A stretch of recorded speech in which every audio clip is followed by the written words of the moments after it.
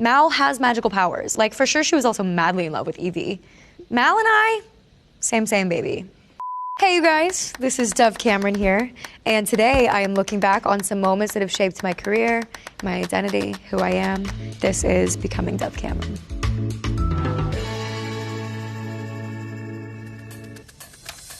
Oh my God, okay, so Disney career, let's talk about it, let's get into it. We had this running joke. Me and Jessica Marie Garcia, Willow, her character, and Maddie had this like suspiciously gay relationship, and we had this whole backstory the whole time that they were in love. And there was this day where, like, I swear to God, the writers were fucking around. It was so funny. Willow and Maddie had come back from carpentry camp, which was just like the queerest, craziest storyline. Willow had this phrase. She went, "Willow doesn't go down." Come on, they were fucking around. That had to be on purpose. But yeah, I definitely imagine Maddie went off to college and was like, why was I dating boys? Well, that was definitely part of my experience, was like how many shapes I had to fit into to date certain men. And then being like, this is painful, this is painful, this is painful. Why does this feel so painful? And it was because I had this sort of performatively feminine thing going on that I found was very unnatural to me. When I came to terms with my identity and I started dating men and women, I was like, oh, okay, that's why this hurt so badly. I was wearing shoes that were the totally wrong size. And that's what I imagined for both Liv and Maddie. I imagine that Liv went off to New York to work on her theater career and was like, I'm definitely bi. Mal was just pan from the very beginning. Mal's a pixie. Mal has magical powers. Like, for sure, she was also madly in love with Evie. Mal and I, same, baby.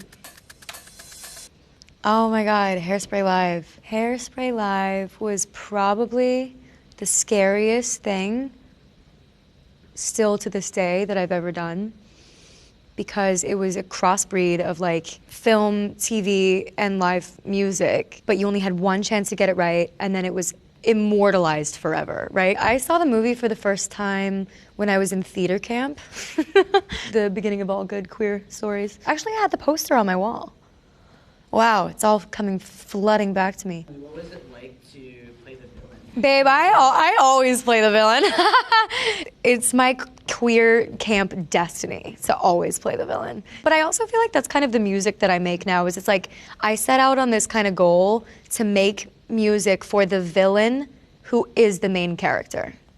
Because doesn't that just represent all of us, you know? The villain is the most interesting, complex, and the most deeply feeling of any film. And any endeavor, any creation. And, villain deserves to be the main character, I think. Winning the Emmy. Yeah, that was definitely mind-blowing. I think it really did change my perception of myself, because up until that point, I hadn't thought I needed peer validation. I feel like that's a very universal experience, is you grow up feeling not seen, not fully experienced. And so definitely like big moments like this are very humbling, and I'll probably never wrap my mind around it, because it's very validating. It's moving. It's like, very human, and I don't understand how I'm here, but it's amazing. Oh yeah, the We Belong Instagram Live. This was actually really scary. Same-sex love deserves more representation in general, representation in art and in media. Speaking as somebody who is bi, I didn't want my art and my visuals to only reflect heterosexual couples. It's funny, I've never spoken about it, but it's surprisingly emotional. Basically what had happened was I released a song called We Belong. There was a lyric video that was created. The lyric videos get created by, an outside source, and then you approve and give notes and whatever. When the first round came back, I was like, oh my God, this is beautiful, this is sick. But it's only men and women, and I was just like, I would really love to see, a more diverse representation of love. Let's have the next round come back with, some women loving women, men loving men, and then just some like ambiguous, just so everybody feels represented. And when I put it out, I was really happy with it. And I think a lot of people felt I was trying to market the song to be a queer song when it's not explicitly queer lyricism. And they thought I was a straight artist. And so I think some people were a little miffed about that. Marrying my personal and professional lives and worlds was something that I was so sure was never gonna happen, I didn't even think about it. So when this moment arrived, when it was like, I just sort of felt, I think I live off of instinct, and I just felt instinctively this was the moment where this was gonna happen for me. And I was just gonna tell the world, clear up any, false pretenses that I was queer baiting, and make sure people knew that I was, coming from wanting to represent my community. Woo! Schmigadoon! Wow, look at that, she's cute. I mean, you must really be hurting. But don't you worry. Betsy is gonna make it all better. Would you like that? Yes. Yes, I would. This is the most camp show of all time. Like, I really struggle to find a show that is more camp than this. I was really lucky enough to be in this phenomenal series that is a sort of a love letter to the American musical. So in this scene, Betsy is really trying to get Josh to, fuck her on a picnic blanket, essentially. Which is so funny because Keegan is like my big brother, so it was like so hilarious. And we filmed this very last, when it was like one of the last days, it was just me and Keegan and the whole rest of the cast had left. And then at this point, it was like, ew, we have to kiss. It was like the worst news. It was like, oh my God, okay, get it over with. But he's such a joy. This whole thing was such a joy. Musical theater is so important to me, it formed me.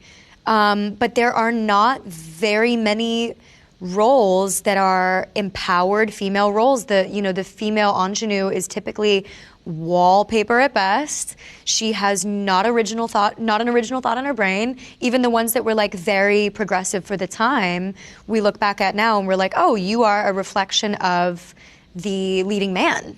You are essentially what the leading man wishes. And so this kind of like over-sexualized, hyper-vulnerable, voluptuous kind of like eyes so wide you could fall into them for days. It was really healing for me to play because it was like so self-aware. The writing was so self-aware, and to be able to lean into that and make fun of it kind of gave me a new love for the musical genre. The Gay Times cover, this was amazing. This was really special for me. When I was approached by Gay Times and they said that they wanted to put me on the cover, that was another one of those like, oh, okay, I am here kind of things. It was one of those like shock me into like reality moments. This cover was all over the place, like everywhere I went, and my community and my friends and everybody were constantly sending it to me, and it was really emotional. Sorry. But it was really emotional because I don't like walk around thinking that I really, and I don't mean this in any sort of like self-effacing, like I don't mean this in a negative way. I walk around looking at the world around me. I don't walk around thinking the world around me is looking at me. And I like that way. I like to exist as a sort of like a small fish in a massive sea. Life is far too exciting for me to get trapped in this, right? The Gay Times cover was definitely a big shift for me in that, because to hear from so many people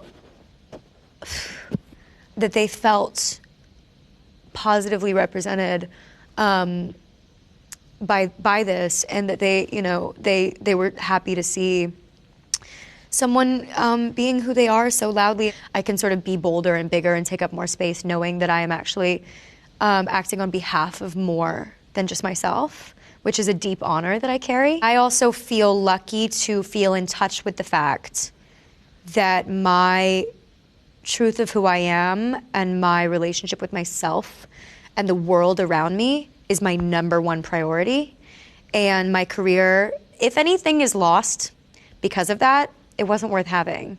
And I definitely feel lucky to feel that way. I know that's a total fucking massive privilege. But I feel lucky that I was at the point in my life where I was ready to say, if this negatively impacts my career, I truly couldn't care less.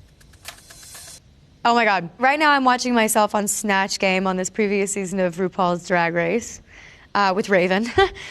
And with the best hair anyone's ever seen. Dove Cameron is here. Now, what's your secret to looking so gorgeous? Well, I take about half the time as Raven, but about twice the duct tape. I had the most fun of my whole fucking life on RuPaul's Drag Race.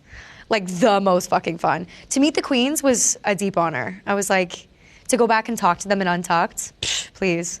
This show has done so much for me in terms of my identity and feeling represented and accepted and celebrated and bringing joy to so many people and really creating a worldwide community for queer people. It's done so much for the queer community, this show, you know, no matter how you feel about it. I think that that's inarguable. I never wanted to leave. I was so honored.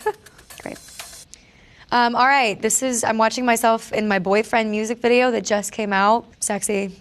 Overall vibes, very high, very hot. Basically, I kind of wanted like a sort of a sapphic, two villains. It was very important to me that the girl who we're singing to was like a force of nature, you know, herself. It should feel like two absolute powerhouse sapphic villain energies coming together to create this like sexy, anthemic, naughty experience. I really love the music I created before. I'm always gonna love it. And I really understand how much it means to the fans. But I really honestly can say that the music I was creating before was from an idea of who I thought I was.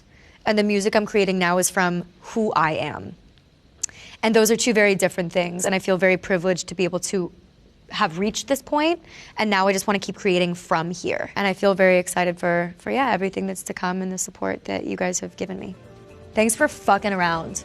And thanks for being so present to my career through all of its iterations and this super new exciting chapter, you know? I love you guys. Get to your local courthouse.